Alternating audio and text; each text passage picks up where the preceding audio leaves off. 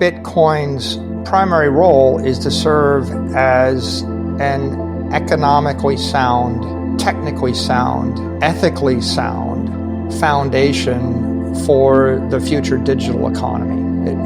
It is, in essence, sound digital property or sound digital money. I've described it as digital energy, but you can think of it as digital material. How do we manifest $100 trillion of real value in cyberspace, right? How do we do that and make that stable, right? Before Bitcoin, financial transactions in cyberspace are based on credit, right? There is no digital money. There's only digital credit in the world before Bitcoin. So I send you $1 billion or $1 million. It's a credit on Visa network or on a banking network. And if the analog real world institution chooses to honor the credit, then the money changes hands. But we've talked about the problem with that before. Like I want to send $1 million 40 times, and every time I lose 2.5%, and it takes 1 month, and so it takes 4 years to move the money 40 times, and I lose all the money, right? In essence, after 40 vibrations of the money, it's gone. So the world of credit money isn't a foundation to build anything lasting or functional in cyberspace. So Bitcoin's primary role is to serve as a digital monetary foundation for the future of humanity. And if there's $900 trillion worth of stuff circulating, right now 0.1% of that is digital money, as we understand it with Bitcoin. If we want to actually move into the 21st century, into the cyber economy, you could imagine that we should be getting to 100, 200, 300, 500 trillion dollars worth of monetary value circulating digitally. So it's the foundation in the same way that the granite is the foundation of Manhattan. But it's not the applications, it's not the buildings, it's not the businesses, it's not the political systems. And so to think that it's the currency is a mistake. It's not meant to replace equity. It's not meant to replace currency. It's not meant to be a medium of exchange. It's meant to be the underlying conservative foundation of the entire economy. People that they live for digital currency, they just waste all their time chasing after the wrong thing and debating the wrong thing. Currency is not even that valuable. I mean, if you look at the entire world economy and you ask what portion of the economy is in currency used as a medium of exchange, is that like 1, 2, 3%? Like, what percentage of the wealth of any wealthy person would be currency they use as a medium of exchange?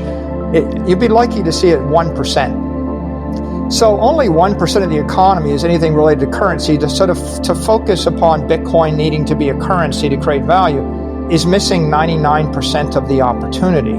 The real value of Bitcoin is if I put the other $900 trillion into the digital ecosystem, I can defeat inflation, which is decimating 10% of all the wealth in the world every year, right?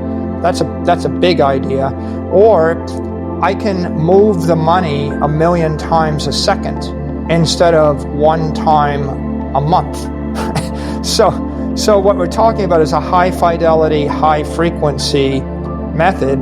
The ability to move money based on a computer program 1 million times faster, 1 million times cheaper, and the ability to manifest capital in digital form such that it lasts 1 million times longer, right? That's the breakthrough, right? 1 million times 1 million times 1 million, right? It's a lot better, right? And so I think that the purpose of Bitcoin is that. It's to basically manifest the economy in digital space. It's the digital transformation of capital. If there's $900 trillion of capital, what if half of it could be transformed digitally and you move $450 trillion into cyberspace? And well, you would say, well, why would I want to do that? And the answer is so it'll last forever. It's immortal. So it's indestructible. Check number 2. And so it moves at the speed of light, check number 3. And so I can vibrate it at the speed of a computer. So if the computer thinks 1 billion times faster than you and is 1 billion times smarter than you, and I can move the capital 1 billion times faster and let the computer use it 1 billion times more intelligently, and if it's indestructible and immortal, then it's the difference between relying upon animal power and electrical power to drive the civilization forward. Right? You can heat your home with a bunch of donkeys in your living room, or you can heat your home with electricity, clean electricity. It's tricky to find powerful enough metaphors, but that's an example of a metaphor, right? Electricity versus donkey power in order to move the human race forward. So that being the case, then I guess somebody makes a suggestion, let's change the protocol. I have a very simple checklist. Is it ethical? Is it good engineering? And is it economically sound? Right? So is it technically sound? Is it ethically sound? Is it economically sound?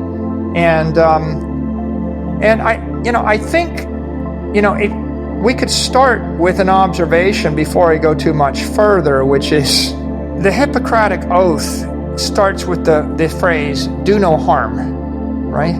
Generally, if you have a healthy human being, you want to start by doing no harm, right? And so here are the principles I think apply with regard to Bitcoin. It's already a healthy network. It's already gone from nothing to $850 billion in economic energy. It's on a course to 10x that and 10x that again with no change to the protocol as far as I can see. It seems quite evident to me that the next stop should be 100x where we are, with all of the innovation taking place on layers 2 through 5.